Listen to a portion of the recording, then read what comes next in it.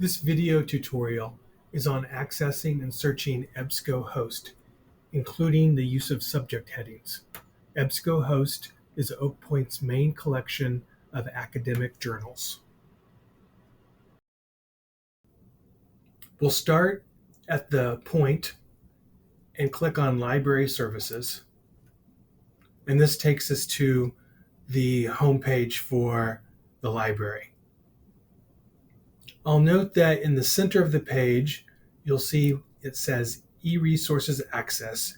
Use your Oak Point username, first name, last name, and the password. The password is not currently here, but when you go to the SharePoint page, you'll see the password and you can always refer to it. That password will get you into any of the online resources that the library subscribes to. So from this page, we're going to look under database links on the lower right and click on EBSCO. On this page, select Ebscohost Research Databases. And on this page, you can click Continue as we have all the relevant nursing and health-related databases selected. Here we are at the main search screen for Ebscohost. For our sample search, we're going to use the PICO question: among NICU patients, how effective is oral sucrose as compared to no oral sucrose in pain management? And I've selected the following search terms to use in our database search. First, okay, let's do some searching now. So we're going to start with our search terms that I outlined from our PICO question. We have the NICU, and we're given some additional synonyms that I'm going to select: neonatal intensive care unit, or special care, or baby unit, or newborn intensive care. So those are all suggestions that the database has given us. We're going to enter sucrose, and we'll select or glucose or sugar solution or oral sweet solution. And finally, pain management, or pain relief, or pain control, or pain reduction. And we're just going to leave everything else set as is, except we're going to change one thing below. We're going to change our publication date to the last 5 years. So we'll put in 2019 to 2024, and then do our search.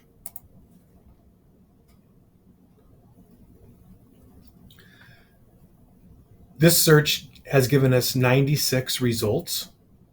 And so, you could start going through this list to find articles that you think meet the requirements of the subject that you're researching. Before we look at how to navigate results, we're also going to look at doing the same search using subject headings. So subject headings are controlled vocabulary that is assigned to a particular field, in this case, nursing and health. And we have two key groups of subject headings that we can use: the CNAL headings and Medline. So we're going to use CNAL. And what we're going to do is we're going to look for the CNAL search terms that match the keywords that we've already identified. Sometimes those search terms may be identical to our keyword. In other situations, there may be a different search term, and we want to use that to maybe get better results. So we'll enter our search term again, NICU, hit browse. And we see that it says NICU use intensive care units neonatal. So that's the official subject heading according to CNAL subject headings for the NICU. So we're going to select that here. We see a number of subheadings. We're just going to leave those unchecked, and it will include all of them. And then we're going to go down here to browse additional terms, because we want to add our other search terms using subject headings. So we'll enter sucrose. And we can see that it's given us the official subject heading of sucrose. And as I click on those, these are being added to this search term builder on the right. We have one more term. We're going to browse additional terms and enter pain management.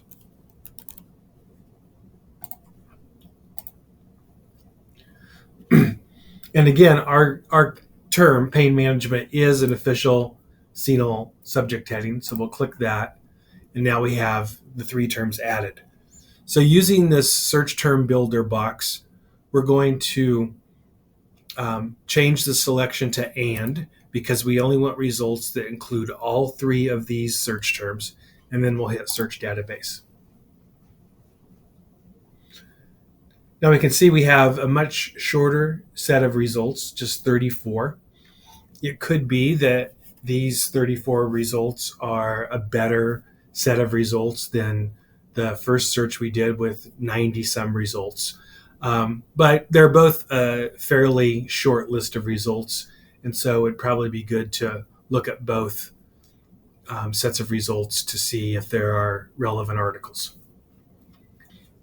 Okay, looking at the search results, there's a couple of different things you're going to see when you've found an article.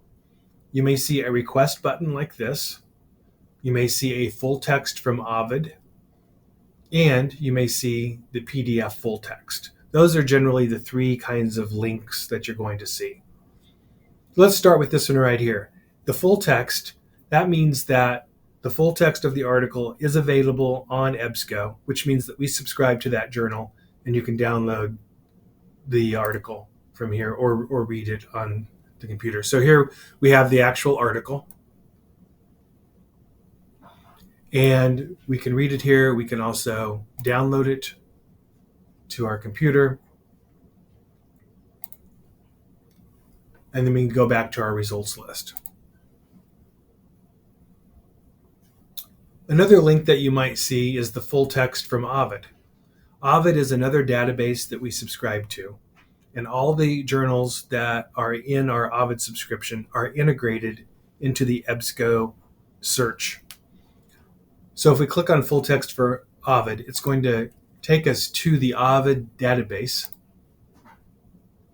directly to the search result that we found in EBSCO. And now we can go into the article. Here we have a view of the article. The full article is available online and also available as a PDF to download. And it just automatically downloaded it to my desktop. Okay. We're going to go back to our search results. The third type of link that you're going to see is shown here on the first result, request. A request link indicates that we do not own the journal that this article is published in, and we're going to need to request that from a peer institution. So to do that, you'll click on the request link, and this takes you to the article request form. The next thing you need to do is fill in your contact information in this top box. The item details for the article that you're requesting have already been entered into this form automatically. And then you just hit the submit button, and this will send the request to library staff, and we will request that article on the same day that you submit it, and usually receive it from a peer institution in 1 to 3 days. That concludes our video tutorial on using Ebscohost. If you have any question about this or other library services, please reach out to us. We're available by email, text, and phone.